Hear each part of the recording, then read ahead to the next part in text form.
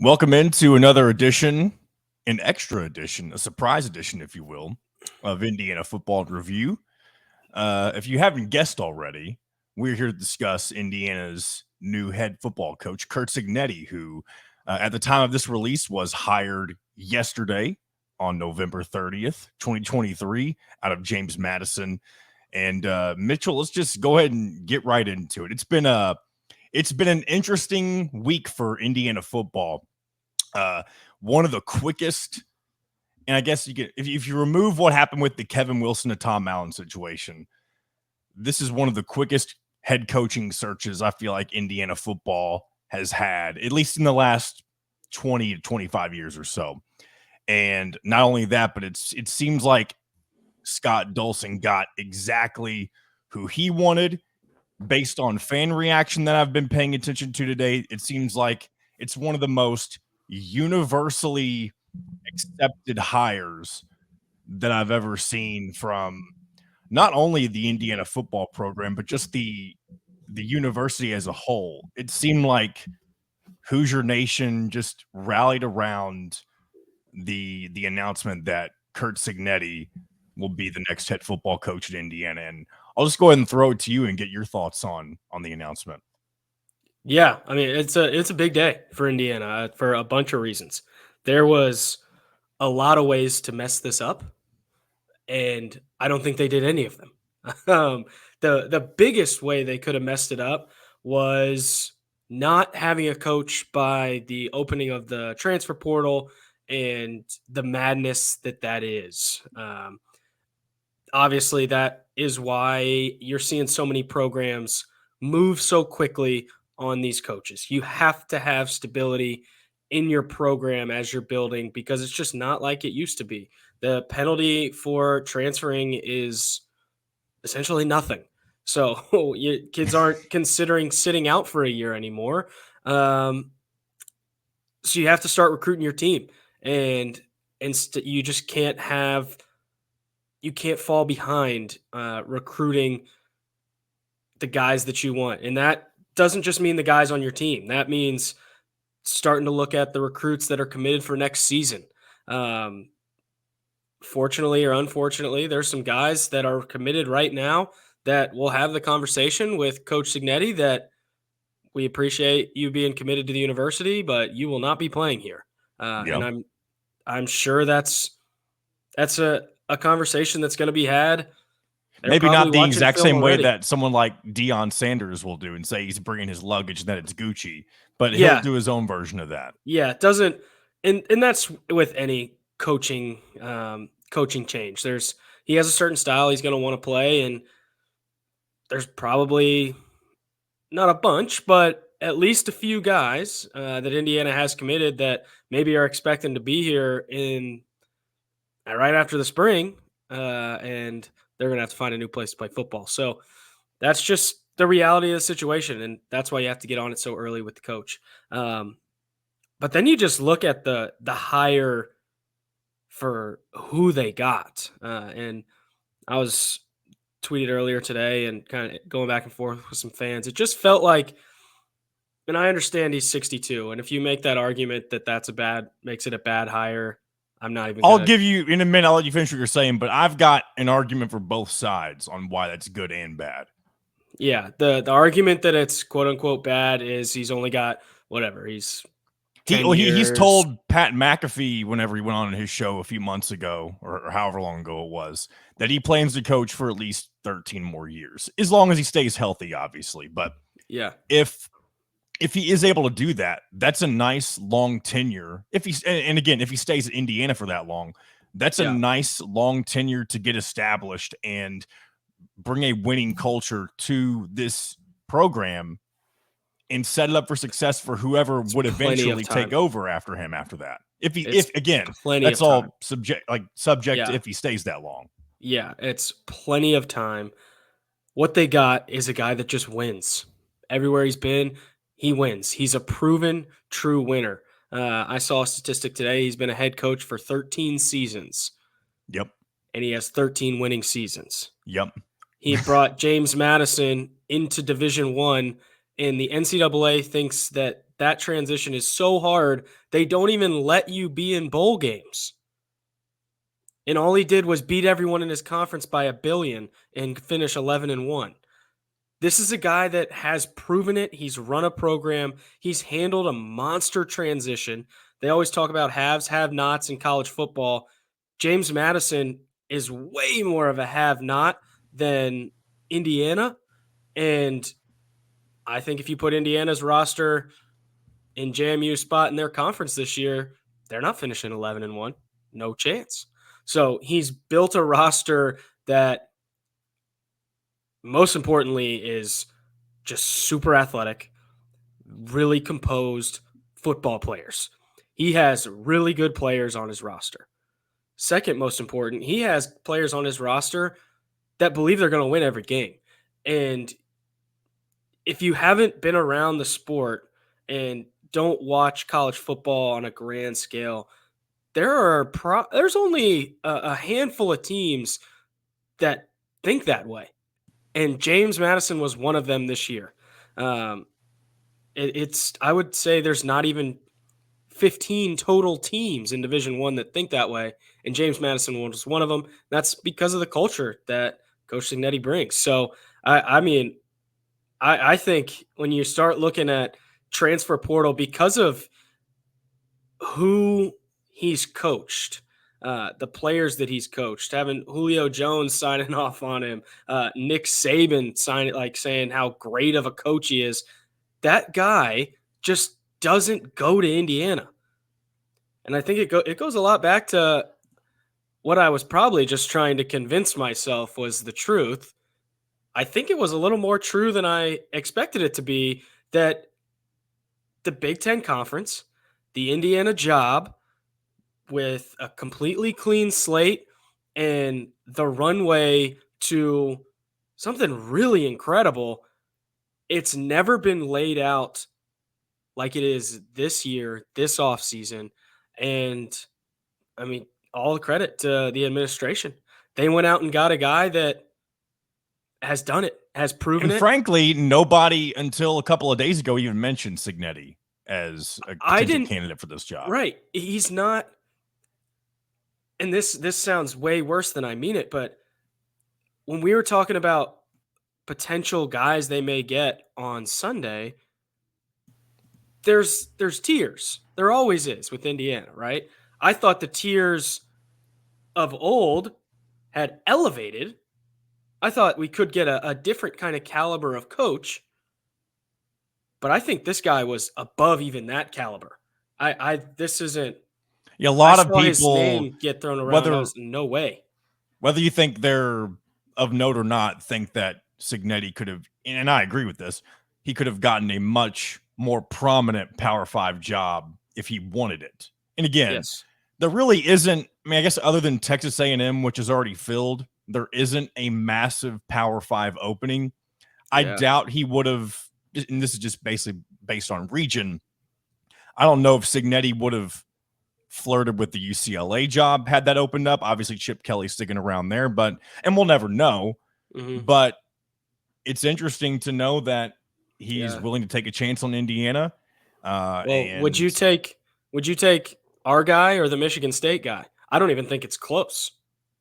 I think we take our guy 10 times out of 10. It's in the Michigan State job. I mean, that's a program that within the last 10 years has been in the college football playoff. Yeah, they're in the mud right now, and they have a lot of image clearing to do, but it's still Michigan State. They still have players that are running around on NFL rosters all over the place. It's a good place to recruit from. The facilities are phenomenal, and I think it shows a big commitment. And you already saw the big NIL commitment. Yep. Already over $3 million already raised for the football program. And you have to ride the wave, man. You have to. You see that it's possible. You started to see some influx in NIL dollars.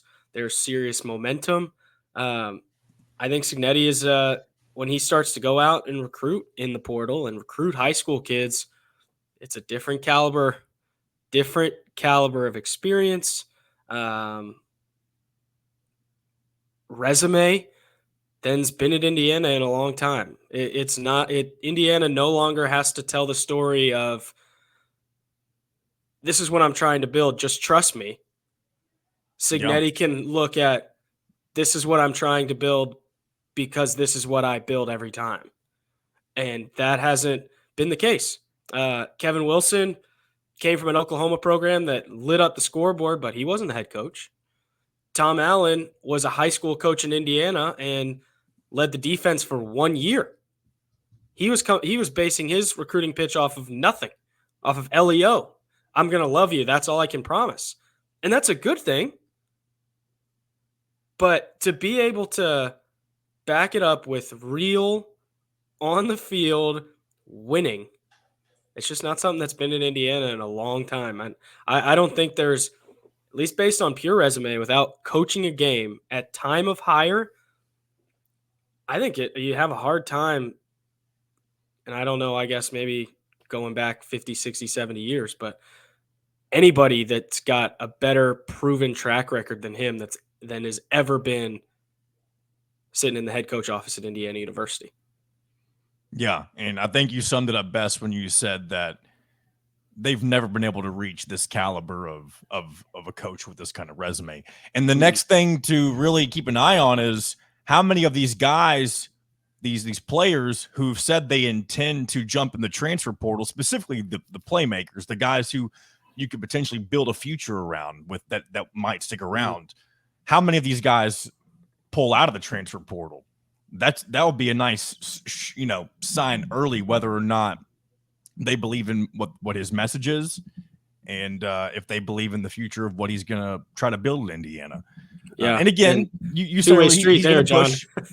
Well, say he's going to push people out, like you Yep. said earlier. And I don't know how many of those of those guys there will be, but there are plenty of skill position players specifically because Cignetti is an offensive minded guy. So I mean, guys like Donovan McCulley, who I did see is taking a visit to Purdue. And likely some other places. Those are the kinds of guys that you think you'll at least have a chat with. I do want it said. I saw that tweet, and Donovan McCulley quote tweeted it and said, "Not true." So he's at least not going to the Boilers. At least he's not going there. I didn't see the quote tweet. Okay. He's going to get paid. I don't know what he's going to get paid. That's an all-American caliber receiver. I mean, he has all the tools that Keon Coleman at Florida State has. I don't know if you've watched him at all. He's maybe not quite as big, but as Donovan learns the position, and I played the position, it is not hard. Like, it really is not a hard position to learn, especially on the outside. They tell you what to do. You just have to be super athletic, which he is. He's going to just get more and more comfortable. The game will slow down. He is an all-American at the highest of levels caliber receiver. They're going to have a hard time bringing him back, but this is as good a chance as you're going to get. I can't imagine that he won't at least listen to what Cignetti's got to say, because if you can win in the Big Ten, it doesn't matter if you're at Indiana or you're at Michigan.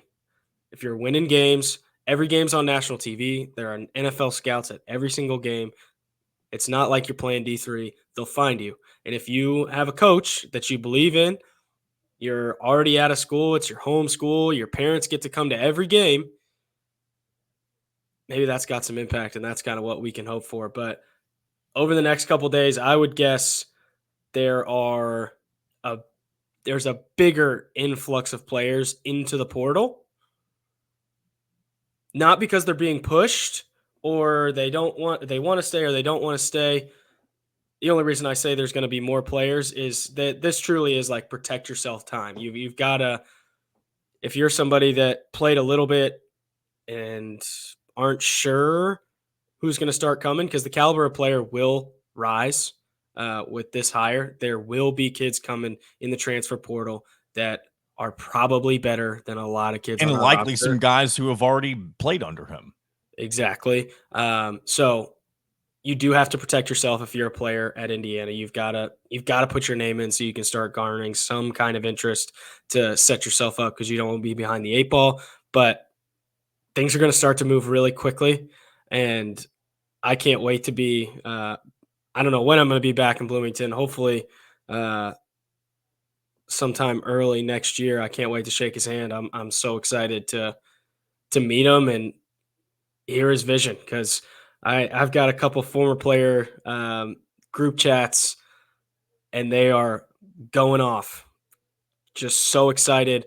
It feels like it's a real commitment to It does. football, and they went out. It didn't feel like against all odds, but this was a perfect opportunity to totally botch this. Yeah, so you had one chance. We've been saying it for the past few weeks. Yes. If you were going to move on, it's the perfect opportunity to capitalize because of what's coming, and you only have one chance to do something like this. And it could have botched seems it.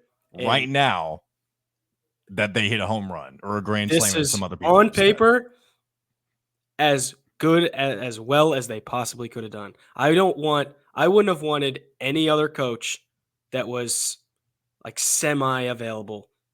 It's like and I'm not going to compare him to Nick Saban, but for Indiana, it's that kind of level higher to me, if that makes sense. Like, this is a program changing Yes. potential caliber. And I don't want to put all this pressure on him. Like, who knows what's going to happen? More than anything, I'm just happy that the university went out and they did it. They went out, got a guy that they probably shouldn't have, because they're committed to the football program. And it's really exciting. I can't tell you the last time I was this excited. Probably even when I was playing, I don't think I was this excited for a college football season. Can't wait to watch them in the spring. And it's going to be a fun ride. It's a long way to go. I'm not going to say we're going to win the national championship yet, but give me like Just a wait month. till August 31st. Yeah, it may not. Last year, it took me until the day before the game to think we were going to win every game this year. It may take me like 2 weeks from today. Before we wrap things up, Cignetti will finish out his bowl game, which with is James so Madison. awesome. I think that is such an underrated, awesome thing. That shows what kind of coach he is, what kind of caliber just guy he is. He wants to finish what he started with James Madison. And man, did he start and finish. That place. He started and finished everywhere. That's the thing. Yep. And again, we don't want to put pressure on him, but this man for 13 years has never failed. Yes, he's had subpar seasons. If you look at his record, I think he had 2 seasons where he was only 1 win above 500, but you still never had a losing season. Okay, 1 win above 500. Yeah, we take that. Well, that's what I'm saying. In Indiana, like that's the starting standard. If you can hit that, then you're meeting the beginning expectations. Yes. You're the middle. You're in the middle. Like, the expectation is 6-6. Everything past that is exceeding, probably, in the eyes of the university. And now that with the expanded Big Ten, 500 is going to put you right in the middle. If you can just be right in the middle of the Big Ten, milk those dollars. Who knows? Again, the goal long term is to raise the expectation. You don't agree. The starting point is 6-6. I'm talking about, like, if we could go 6-6 this year after the teams that we've watched in the last couple of years, that is a massive, massive improvement. But like I said, probably 2 weeks from now, if you talk to me, I'll look at the schedule. Play Ohio State. It's easy to convince yourself that you can win 8 games with the schedule. 8? You didn't even let me finish. Give me 2 weeks. 12. We're going to beat everybody. He beat everybody this year. Everybody except App State. That's hard. They always do some dumb stuff like that. They always beat teams that they shouldn't beat. I'm just saying, we're undefeated for 2024, just like everybody else. We got just as good a chance to run to the table. So I may have just convinced myself. I thought I needed 2 weeks. I may have just convinced myself. You may have just needed 2 minutes. Yeah, I think I just did. We're going to win the national championship. So how about that realistic review? That's the credibility we bring to the table here on Hoosier Illustrated. But thanks for tuning in. We'll check back in the spring. I mean, there's going to be plenty more things to react to down the line. Obviously, Cignetti's got his staff to fill out. We're going to see what his roster looks like. Obviously, you'll probably see a few familiar faces from last year and years past, but it is likely going to be a big overhaul. as Mitchell kind of laid out earlier, because that's what the transfer portal era of college football is. Coaches come in, they bring who they want because they legitimately have that ability to. So it's going to be interesting to see. We're obviously going to be keeping an eye on it as things develop, and continue to hype ourselves up for what could be as the Curt Cignetti era begins in Bloomington. Undefeated. Go Hoosiers. Well, with that, we are signing off, and we'll talk to you next time.